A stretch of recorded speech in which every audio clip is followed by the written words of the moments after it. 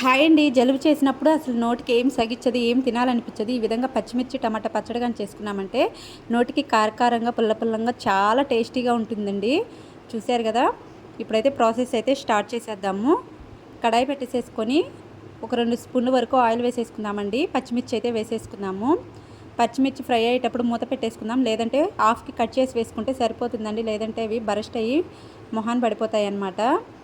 ఈ కలర్లోకి చేంజ్ అయిన తర్వాత బౌల్లోకి అయితే తీసేసుకుందామండి పచ్చిమిర్చి తీసేసుకున్న తర్వాత ఇప్పుడు అదే కడాయిలో 1 స్పూన్ ధనియాలు, 1 స్పూన్ జీలకర్ర యాడ్ చేసుకుందామండి. స్పూన్ ధనియాలు, 1 స్పూను జీలకర్ర యాడ్ చేసేసుకుందాము. మంచి స్మెల్ వస్తుందన్నమాట ధనియాలు జీలకర్ర యాడ్ చేయడం వల్ల. ఒక రెమ్మ కరివేపాకు కూడా వేసేసుకొని కలర్ చేంజ్ అయ్యి జీలకర్ర చిటపటలాడుతుందన్నమాట. ఇప్పుడైతే ముందుగా ఫ్రై చేసుకున్నాం కదా పచ్చిమిర్చి, వాటిలోకి అయితే ఇవి కూడా తీసేసుకుందామండి. చాలా బాగుంటుందండి, టేస్టీగా కారకారంగా పుల్ల పుల్లంగా. ఒక ముద్ద అన్నం తినే కాడికి 4 ముద్దలు ఎక్స్ట్రా తినేస్తామన్నమాట. ఇప్పుడు అదే కడాయిలో కట్ చేసుకున్న టమాటా ముక్కలు, చిన్న ఉల్లిపాయలండి, చిన్న ఉల్లిపాయలు వేసుకుంటే చాలా బాగుంటుందన్నమాట. ఉల్లిపాయలు వేసేసుకొని చిన్న నిమ్మకాయ సైజ్ అంతా చింతపండు యాడ్ చేసుకుందాము. ఇప్పుడు టమాటాలు బాగా మగ్గిచ్చేసేసుకుందామండి. మీడియం ఫ్లేమ్లో పెట్టేసేసుకొని స్టవ్ని.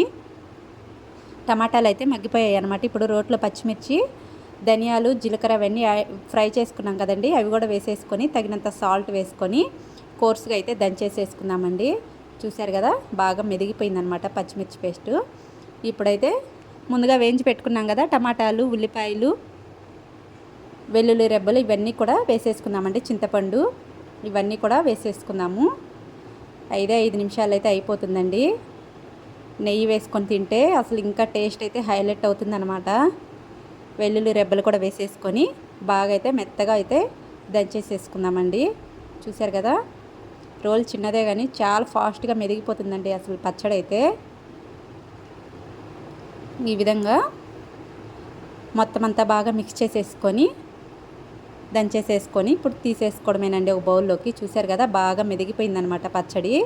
ఇంకా ఫైనల్గా అయితే బౌల్లోకి తీసేసుకోవడమేనండి. వేడివేడి అన్నంలో నెయ్యి వేసుకొని తింటే సూపర్గా ఉంటుందన్నమాట పచ్చడి.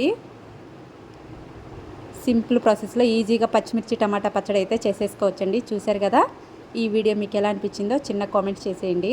ఫస్ట్ టైం మన ఛానల్ ఎవరైనా చూస్తున్నట్టయితే ప్లీజ్ సబ్స్క్రైబ్ అయితే చేసుకోండి. ఈ వీడియో మీకు నచ్చినట్టయితే లైక్ ఇచ్చేయండి. బాయ్ అండి.